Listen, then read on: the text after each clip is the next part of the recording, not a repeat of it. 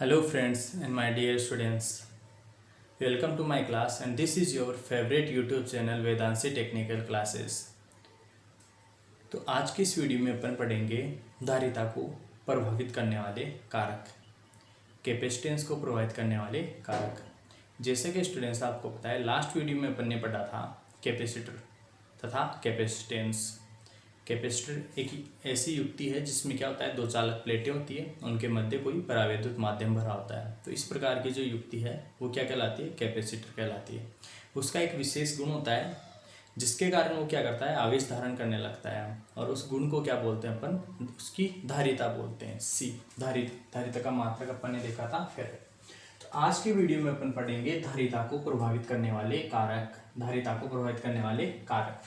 तो स्टूडेंट्स देखो, कैपेसिटर के लिए अपन ने पढ़ा था कि ये दो चालक प्लेटें हैं कोई, इनके मध्य कोई परावैद्युत माध्यम भरा हुआ है, परावैद्युत माध्यम डाइलेक्ट्रिक मीडियम, राइट। ये जो छोटी सी युक्ति, इन दोनों प्लेटों के दो टर्मिनल अपन बाहर निकाल लेते हैं। तो इस प्रकार से जो युक्ति बनी इसे अपन क्या बोल रहे थे, कैपेसिटर बोल रहे थे। यहाँ पे देखो स्टूडेंट्स, ये जो प्लेटें हैं इनका क्षेत्रफल है मान लो ए, प्लेटों का क्षेत्रफल, प्लेटों का क्षेत्रफल कितना है, ए, राइट। प्लेटों का क्षेत्रफल ए। ये प्लेटों के मध्य दूरी है डी, यहाँ है प्लेटों के मध्य दूरी, प्लेटों के मध्य दूरी, इसको अपन डी से, डिस्टेंस डी से रिप्रेजेंट कर रहे हैं, प्लेटों के मध्य दूरी। ये जो है ये परावैद्युत माध्यम है, परावैद्युत माध्यम जिसकी विद्युतशीलता है एप्सिलॉन नॉट, जिसकी विद्युतशीलता कितनी है, एप्सिलॉन नॉट। मान लो जैसे कोई भी निर्वात है, निर्वात के लिए एप्सिलॉन नॉट लिखते हैं अपन, निर्वात या फिर वायु के लिए। तो यहाँ मान लो सपोज दैट कि जो माध्यम है वो निर्वात या वायु ही है, राइट। तो ये है परावैद्युत माध्यम जिसकी विद्युतशीलता को अपन प्रदर्शित करते हैं एप्सिलॉन नॉट से। यदि अपने पास ये तीन कारक पता हो, यदि अपन को ये तीन कारक पता हो, प्लेटों के मध्य दूरी, प्लेटों का क्षेत्रफल, परावैद्युत माध्यम, उस अवस्था में स्टूडेंट्स याद रखना धारिता, जो कैपेसिटर है उसकी धारिता कैपेसिटेंस, उसके लिए अपन फॉर्मूला अप्लाई करेंगे, C बराबर epsilon not a upon D. Very most important formula है ये, याद रखना है हमेशा। कैसे आया, यहाँ ए क्या है, प्लेटों का क्षेत्रफल, डी क्या है, प्लेटों के मध्य दूरी, और एप्सिलॉन नॉट क्या है, निर्वात या वायु की विद्युतशीलता। यहाँ फिर से मैं लिख देता हूँ, देखो ए क्या है, प्लेटों का क्षेत्रफल, प्लेटों का क्षेत्रफल, डी क्या है, प्लेटों के मध्य दूरी, प्लेटों के मध्य दूरी, और एप्सिलॉन नॉट क्या है, विद्युतशीलता,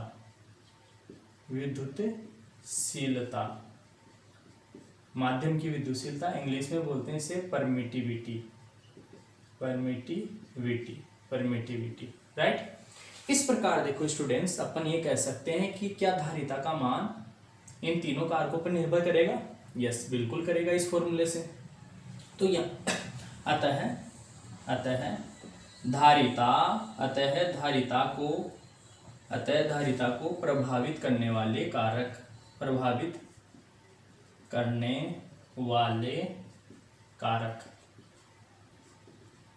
अतः धारिता को प्रभावित करने वाले कारक तो कौन कौन से होंगे।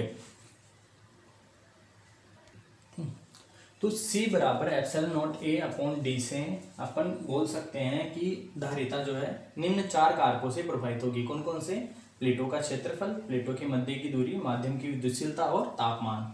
अब देखो स्टूडेंट्स, ये जो कारक हैं ये किस प्रकार से धारिता को प्रभावित करेंगे, यानी कि ये डायरेक्टली समानुपाती होंगे या फिर व्युत्क्रमानुपाती होंगे।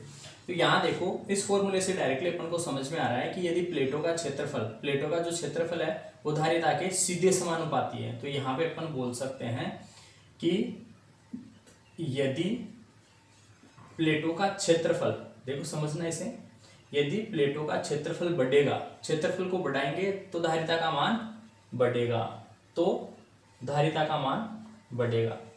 ये समझ पा रही हो? देखो तीर का निशान ऊपर की ओर है, मतलब बढ़ेगा। ये क्या है? प्लेटों का क्षेत्रफल। बिल्कुल शॉर्ट में समझाने की कोशिश कर रहा हूं मैं, बिल्कुल शॉर्ट और सिंपल तरीके से, ठीक है।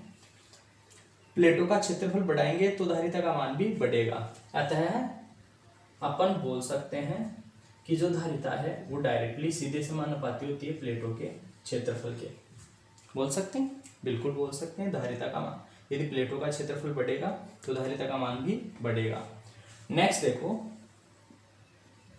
यदि डी क्या है? प्लेटों के मध्य दूरी। डी क्या है? प्लेटों के मध्य दूरी। यदि डी का मान बढ़ाएंगे अपन तो धारिता का मान घटेगा। यदि डी का मान, यहां देखो इस फॉर्मूले से देखो, सी और डी क्या है? व्युत्क्रमानुपाती है, व्युत्क्रमानुपाती है। यदि डी का मान बढ़ाएंगे तो सी जो है वो घटेगा, धारिता का मान घटेगा। जब एक बढ़ेगा दूसरा घटेगा तो इसको अपन बोलते हैं व्युत्क्रमानुपाती। अतः सी जो है व्युत्क्रमानुपाती है डी के।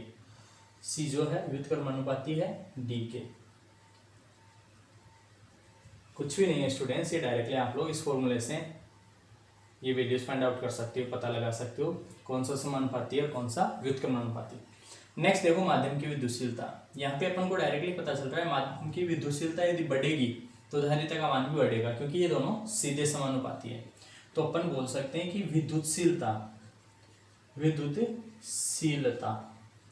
विद्युतशीलता किसी माध्यम की, अन्य जरूरी नहीं निर्वात ही हो, कोई माध्यम भी हो सकता है। विद्युतशीलता यदि बढ़ेगी तो धारिता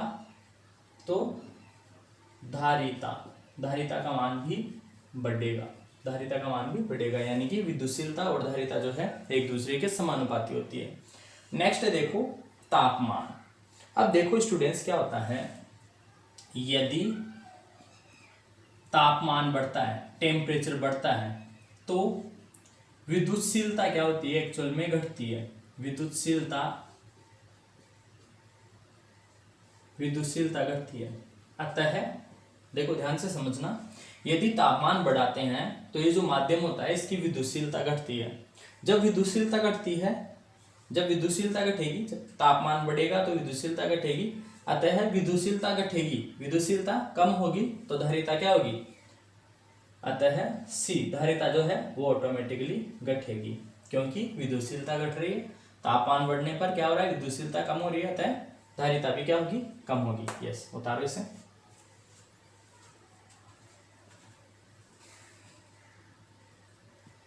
नेक्स्ट देखो students, very important note point.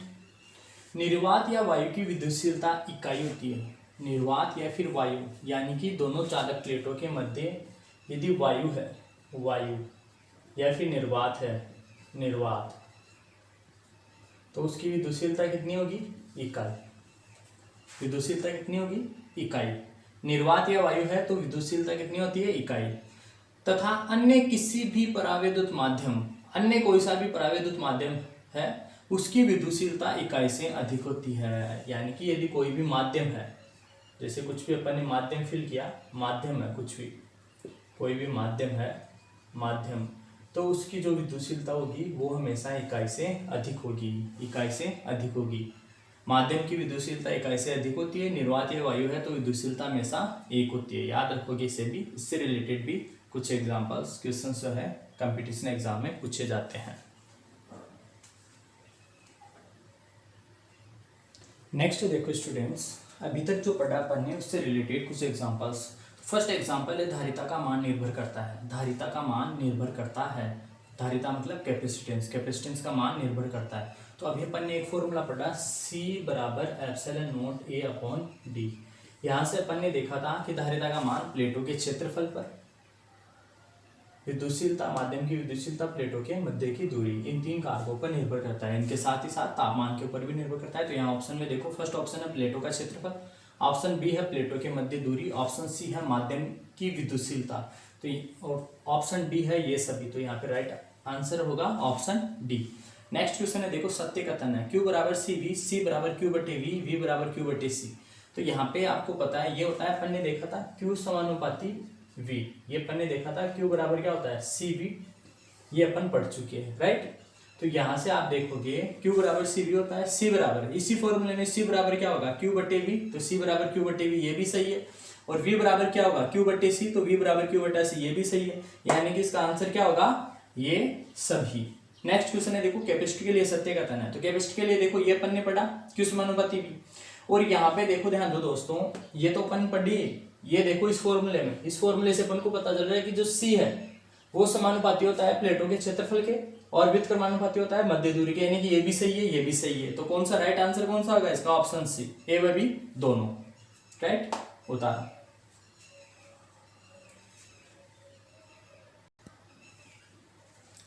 तो आज की वीडियो में इतना ही स्टूडेंट्स। नेक्स्ट वीडियो में अपन पढ़ेंगे कैपेसिटर्स का श्रेणी तथा समांतर क्रम संयोजन। तब तक के लिए आप सभी का धन्यवाद। आपको वीडियोस में कोई इश्यूज आ रहा है, कुछ प्रॉब्लम्स आ रही है, तो आप लोग नीचे कमेंट बॉक्स में पुट कर सकते हो। इसके अलावा मोबाइल नंबर भी आपको गिवन है, व्हाट्सअप नंबर, जिसके ऊपर भी आप लोग मैसेज कर सकते हो। Okay, thank you so much.